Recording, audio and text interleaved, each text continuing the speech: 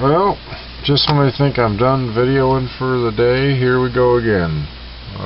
Here's got a typhoon heading for Japan. Check this out. While we're all worried about Hurricane Irene, we got 120 km/h gusts here. Come up here a little ways, it's 130 km/h gusts. A little farther, see what we got here, 185 km/h gusts.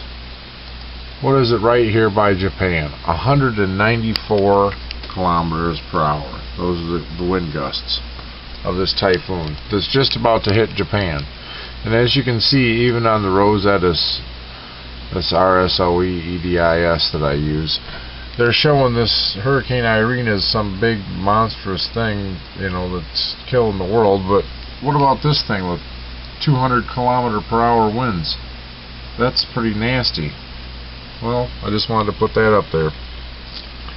Good luck, everybody. Look at that. We got this mess over here, this mess over here. We got a whole lot of stuff going on in this world. Everybody better pray.